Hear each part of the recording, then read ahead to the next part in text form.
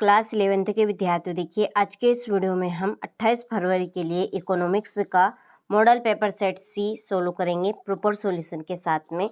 इसके पहले मैं आपको सेट ए और बी बता चुकी हूँ। जैसा कि आप सभी जानते हैं कि 4 से 6 तरह के आपको मॉडल पेपर हम प्रोवाइड करवाएंगे, साथ में एक स्पेशल PDF, ठीक है, जो कि आपको हमारी पर्सनली ऐप पर मिल जाएगी। ठीक है, तो चलिए उसके बारे में आपको वीडियो के बीच में बता दूंगी। तो वीडियो को हम शुरू करते हैं बिना किसी डाउट के और सारे प्रश्नों को अच्छे से एक्सप्लेन करेंगे। तो देखिए, पहला प्रश्न है कि समय के एक निश्चित बिंदु पर किसी राष्ट्र के कौशल तथा निपुणता के भंडार को कहा जाता है। तो मानव पूंजी की भौतिक पूंजी, प्राकृतिक पूंजी, साक्षर पूंजी। तो इसका आंसर है आपका आ, मानव पूंजी। दूसरा है सांख्यिकी के जनक है। तो सांख्यिकी के जनक है गॉटफ्राइड एकेनवाल। ठीक है, इसका आपका रहेगा बा। तीसरा है पाकिस्तान की अर्थव्यवस्था का स्वरूप है। तो पूंजीवादी है, समाजवादी कि साम्यवादी या मिश्रित। तो इसका आंसर रहेगा आपका मिश्रित। ठीक है। चौथा है आंकड़ों के प्रस्तुतिकरण में पहला कदम है। तो आंकड़ों के प्रस्तुतिकरण में पहला कदम क्या है? वर्गीकरण का है कि सारणीयन का है, विश्लेषण का है, निर्वचन का है। तो आंकड़ों के प्रस्तुतिकरण में पहला कदम है वर्गीकरण का। ठीक है। पांचवा है निम्न में से कौन सी प्रक्रिया कृषि विपणन से संबंधित नहीं है? तो इसका आंसर है रासायनिक खादों का प्रयोग। ठीक है। छठा है P0 बताता है। तो P0 क्या बताता है? चालू वर्ष की कीमत। क्या है इसका? चालू वर्ष की कीमत। चलिए, ये आपके हिंदी वर्जन वालों के लिए हुए। अब देखिए इंग्लिश वर्जन वालों के। पहला है choose the correct option and write it. पहला, the stock of skills and expertise of nation at given point in time at a certain point in time. तो इसका आंसर आएगा आपका ह्यूमन कैपिटल। ठीक है, ह्यूमन कैपिटल। दूसरा, the father of statistics is. तो इसका आएगा गॉटफ्रेड एकेनवाल। ठीक है। तीसरा है the nature of Pakistan's economy is. तो इसका है आपका मिक्सड। ठीक है, मिक्सड यानी मिश्रित। पांचवा है which one of the following process in not related to agriculture marketing. तो इसका आंसर आएगा आपका पांचवे का यूज ऑफ केमिकल। ठीक है, और इसका आएगा P0 टेल्स। इसका है करंट ईयर्स प्राइस। ठीक है, इसका आएगा करंट ईयर्स प्राइस। हो गया। चलें, क्वेश्चन नंबर 2 में देखिए रिक्त स्थानों की पूर्ति कीजिए। पहला है भारत में नई आर्थिक नीति वर्ष खालिस्तान में लागू की गई। तो 1991 में। कब की गई है? 1991। दूसरा है उत्पादन खालिस्तान क्रिया का एक भाग है। आर्थिक क्रिया का किसका है? आर्थिक।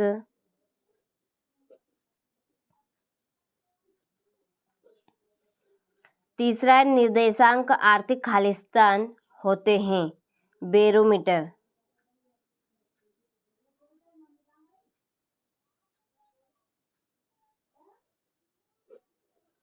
चौथा है मौसमी बेरोजगारी खालिस्तान क्षेत्र में पाई जाती है। कृषि वाले क्षेत्र में। कौन से? कृषि। पांचवा है खालिस्तान समकमाला को बराबर भागों में बांटता है। माध्यिका।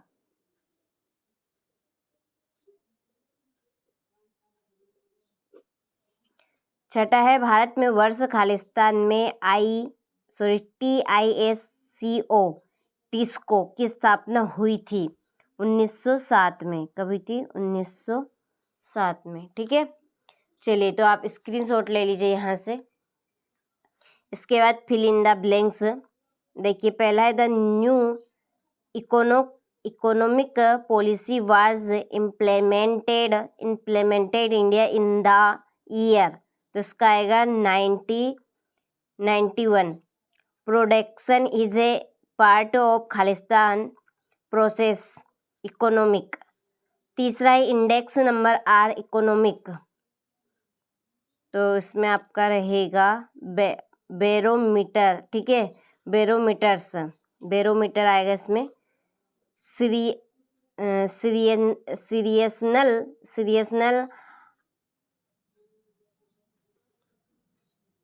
तो ये है आपका unemployment is found in the Khalistan sector, तो इसका आएगा एग्रीकल्चर, ठीक है। मीडियम, ठीक है, मीडियम है, medium divided the data into 2 equal parts. छठा है TISCO TISCO was established in India in the year 97, ठीक है। फिर है हमारे सत्य असत्य लिखिए। पहला है कि प्राकृतिक संसाधनों का अत्यधिक दोहन पर्यावरण क्षति के कारण का एक कारण है, तो ये आपका सत्य है। दूसरा है भारत में एक संतान नीति को अपनाया गया था, तो ये असत्य है, ठीक है। भारत में ऐसी किसी भी नीति को नहीं लागू किया गया है और ना ही अपनाया गया है, ठीक है। लागू ही नहीं किया गया है तो अपनाएगा कहाँ से, तो ये आपका असत्य है। तीसरा है माध्यिका से मदों के विचलनों का योग शून्य होता है, तो ये असत्य है आपका। चौथा है पाकिस्तान की पंचवर्षीय योजना 1991 में प्रारंभ हुई थी, तो ये असत्य। 1955 नहीं हुई थी, कब हुई थी? 1955 में, याद रखिएगा। सूचक स्वयं प्रश्नावली भरते हैं, तो असत्य है ये, ठीक है। सूचक तो पढ़ता है, तो इसलिए ये आपका असत्य है। अगला है फीसर का सूचकांक का आदर्श सूचकांक है, तो ये है सत्य, ठीक है। चलिए, तो आप स्क्रीनशॉट यहाँ से ले लीजिए अच्छे से और अच्छे से कंप्लीट करना है। देखिए 6 तरह के आपको हम मॉडल पेपर प्रोवाइड करवा रहे हैं, set A, set B, set C, set D, E और एफ। साथ में आपकी रहेगी एक स्पेशल PDF जो कि आपको हमारी पर्सनली ऐप पर मिल जाएगी, NCERT कोचिंग ऐप, ठीक है, जो कि आपको प्ले स्टोर पर मिल जाएगी। देखिए मैं आपको थोड़ा सा यहाँ पर डेमो बता देती हूँ उसका।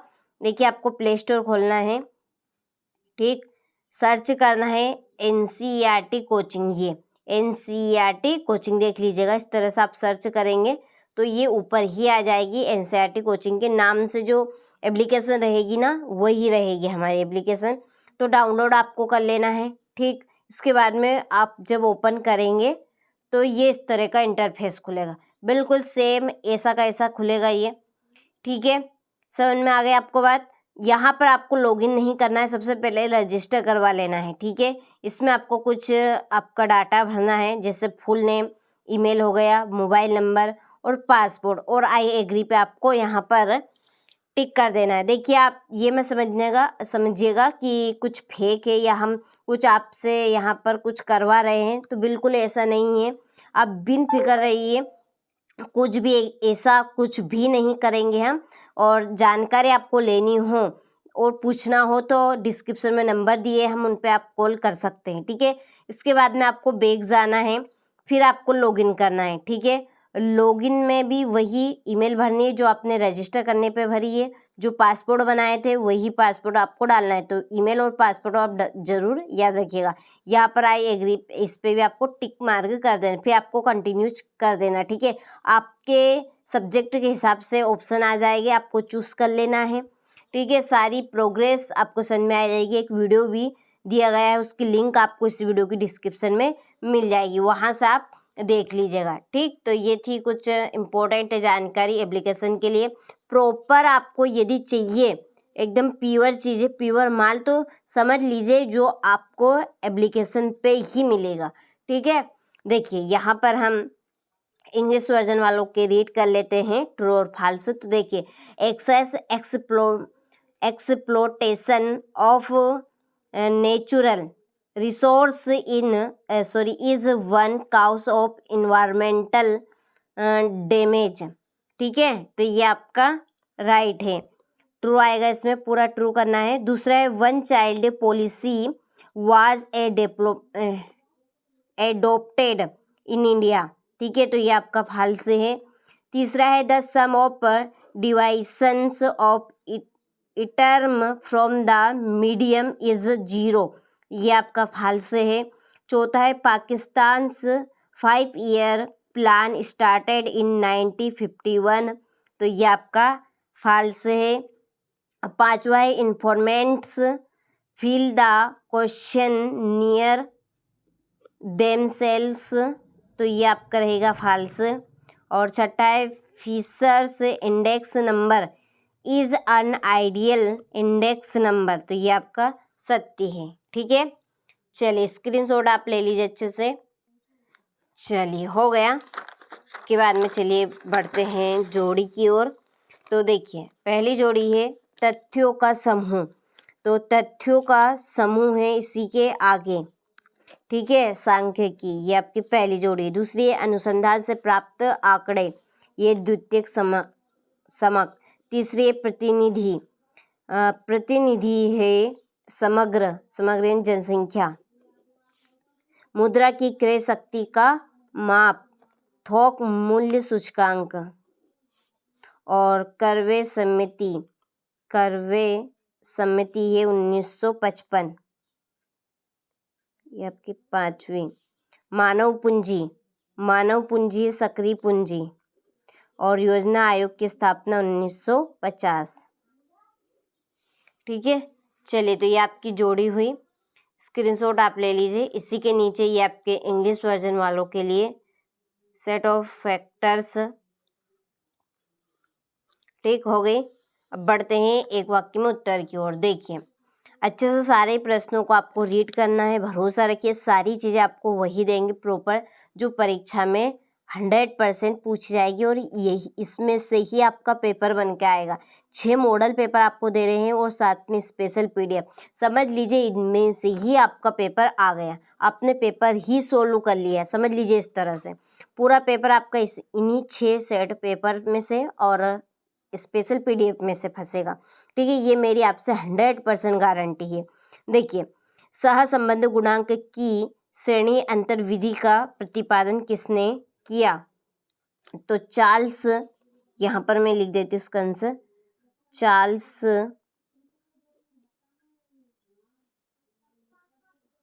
चार्ल्स एडवर्ड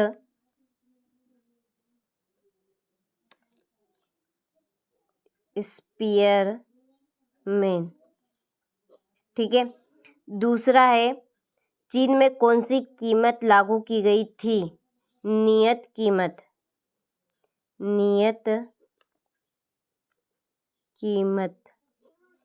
और तीसरा है पद विचलन रीति का प्रयोग कौन सी श्रेणी में किया जाता है? सतत श्रेणी में।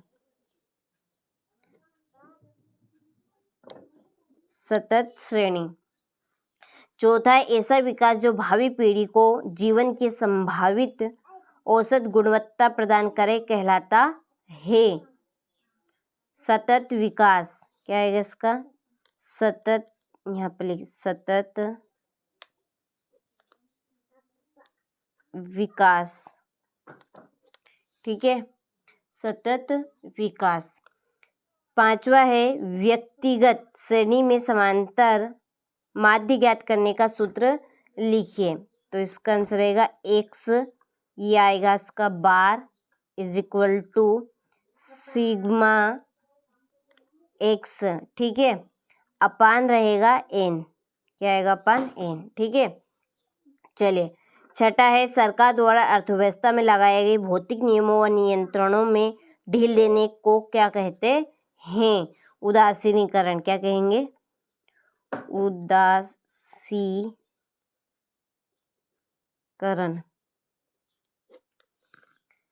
और सहसंबंध गुणांक का शून्य मूल्य क्या दर्शाता है? सहसंबंध का अभाव। सहसंबंध का अभाव। ठीक है, थोड़ा सा एडजस्टमेंट आपको कर लेना है। ठीक है, हो गया। इसी के नीचे ये आपके इंग्लिश वर्जन वालों के लिए है। ठीक है, तो देखिए पहला हम यहाँ पर रेड करते हैं, the propounded the rank difference method of correlation, ठीक है, कॉन्फिडेंस, ठीक है, इसका आएगा आपका चार्ल्स एडवर्ड स्पीयरमैन, ठीक है। दूसरा है विच pricing policy was implemented in चीन, डाउट प्राइस पॉलिसी, तो इसका आएगा आपका फिक्स्ड प्राइस, ठीक है, एक फिक्स्ड प्राइस है। तीसरा है in which series step deviation method is used, तो तीसरे का आंसर ये यहाँ पर लिख दिया है मैंने, थोड़ी सी यहाँ पे जगह का अभाव कम था, तो ये आएगा आपका कंटिन्यूस सीरियस, ठीक है। चलिए हो गया, तो यहाँ से आप बाकी का स्क्रीनशॉट ले लीजिए, और जो आपका यहाँ पर समांतर माध्य का सूत्र है ना, वो आपको यहाँ से कर लेना है इंग्लिश वर्जन वालों को, ठीक है। थोड़ी सी जगह कम थी इसलिए यहाँ पर लिख नहीं पाई मैं, बाकी के आंसर रहे बाकी के, ठीक है। चलिए हो गए। इसके बाद में बढ़ते हैं क्वेश्चन नंबर 6। देखिए भारत में योजना को क्यों चुना, केंद्रीय प्रदूषण नियंत्रण बोर्ड के 2 कार्य बताने हैं, मनरेगा योजना के 2 मुख्य बिंदु बताने हैं, द ग्रेट लीप फॉरवर्ड कार्यक्रम का उद्देश्य क्या था, चर क्या क्या होते हैं, मानव विकास संकेतक लिखिए, ठीक है, समांतर माध्य की कोई ही 2 विशेषताएं लिखिए। तो देखिए क्वेश्चन नंबर 6 से, ठीक है, क्वेश्चन नंबर 6 से 23 तक के अथवा सहित प्रश्न की PDF आपको ऐप पर ही मिलेगी, जो अभी मैंने आपको ऐप के बारे में बताया था उसी पर, ठीक है। जो 6 तरह के आपके मॉडल पेपर है, इनकी 6 से 23 तक के सॉल्यूशन की PDF वहीं पर आपको मिलेगी, ठीक है। वहाँ से आप उनको कंप्लीट कर लीजिएगा, इनके आंसर को देखिए। तो पहला यहाँ पर अथवा माध्यिका के गुण लिखिए, 12वां है अपकिरण की माप के 2 उद्देश्य बताइए, ठीक है, मानव पूंजी और मानव विकास में 2 अंतर लिखिए, आप अर्थशास्त्र का अध्ययन क्यों करना चाहते हैं। 15वां प्रश्न है द्वितीयक आंकड़ों का स्रोत बताइए। 16वां प्रश्न है आयात प्रतिस्थापन किस प्रकार घरेलू उद्योगों को संरक्षण प्रदान करता है, ठीक है। इसी के नीचे ये आपका अथवा है, और देखिए इंग्लिश मीडियम वालों के भी वहाँ पे आपको आंसर मिल जाएंगे, तो आप भी वहाँ से ऐप पर से कंप्लीट करें इन प्रश्नों के आंसर को। 17वां प्रश्न है प्राथमिक तथा द्वितीयक समकों में अंतर लिखिए, बेरोजगारी की समस्या को हल करने के कोई 3 उपाय लिखिए, 19वां परिक्षेपण का कौन सा माप सर्वोत्तम है और कैसे, आर्थिक विकास में उदारीकरण के योगदान की व्याख्या कीजिए, 21वां भारत में मानव पूंजी निर्माण की मुख्य समस्याएं क्या है, और यह आपका 22वां प्रश्न है निर्देशांकों की रचना करते समय किन प्रमुख बातों को ध्यान में रखना चाहिए। अगला क्वेश्चन ये इसका अथवा है, और ये आपका 23वां प्रश्न है कि निम्नलिखित छात्रों के औसत प्राप्तांकों यानी समांतर माध्य का परिकलन कीजिए, ठीक है। तो ये इस तरह की आपकी सारणी रहेगी, तो स्क्रीनशॉट आप ले लीजिए, इसी के नीचे आपका अथवा है। तो अथवा सहित सारे प्रश्नों का आपने अच्छे से स्क्रीनशॉट ले लिया होगा। तो इस वीडियो में हमने 28 फरवरी के लिए अर्थशास्त्र का सेट C सोल्व किया है, ठीक है। इसके बाद बहुत जल्दी सेट D आपके पास आने वाला है, जब तक आप सेट C के सभी प्रश्नों को कंप्लीट करें।